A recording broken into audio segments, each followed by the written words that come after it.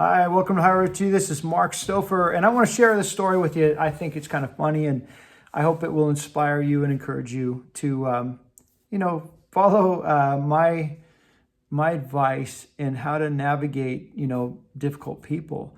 And this has to do with I was pulling up to a 7-Eleven, and there was nobody in the parking lot, right? I mean, I was the only one there, and I was with my kids. I was trying to go in there and get them something to eat. We were heading to an event, and we hadn't had dinner, but ultimately, I went in there, and then my son, please get me a Slurpee, right? So I switched gears, and I was in deep thought, and I parked real quick, and I didn't park right in a spot that was squared into the spot. I kind of took up two spaces, and I went in the store, and the guy behind the counter said, "Hey, you can't park that way." He just got really upset. And my old self would have been like, "Hey, fuck," and I would have gone off and said, "I'm going to be here a minute, man. Like, I don't need to act that way."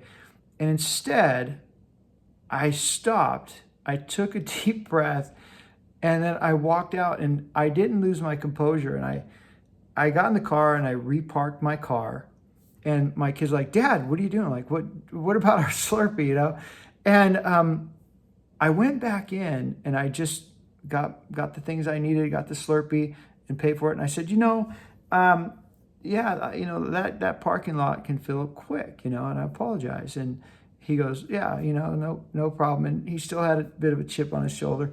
And then as I walked out, I backed into the door because my hands were full. And then when I went through the door, it swung and it hit my hand, and it threw the Slurpee all over the front of the store, all over the mat. And I was like, it happened so fast, And there was three guys. He goes, "Grab the bucket," that, and the shop owner. And I'm like, "I am so sorry." He goes, "No, that's okay. Just go get another Slurpee. We got this." And I got it, and I went to pay for it. They had cleaned it up pretty quick. It was like they just synergistically, they just worked as a team. And I went to pay for it. He goes, "Hey, no, you're good, man. Have a great day." And I think about how that could have turned out if I would have lost my shit and in front of my kids, and then the shop guys. I mean, it could have been a bad day for just about everybody, right?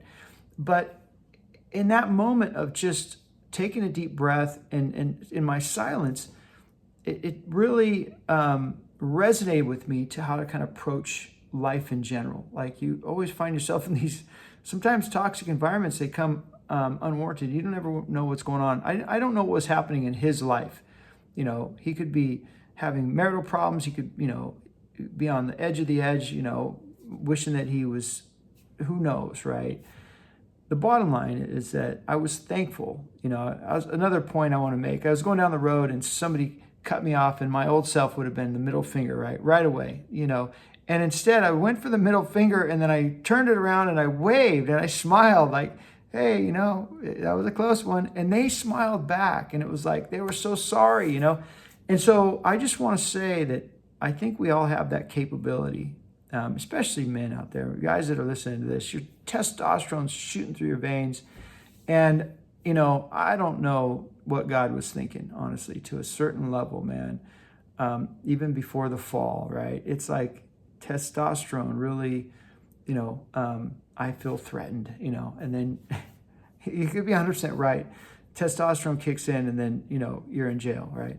And it's not that you're 100% right. It's your presentation was all wrong. And now you're in trouble where you're trying to fight legal battles, and taking years to deal with that.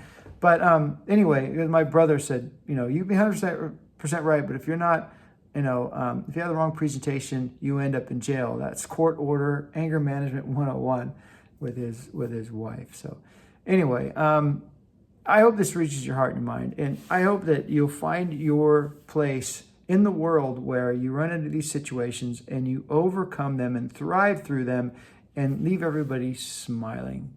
So with that, I hope this message finds you well.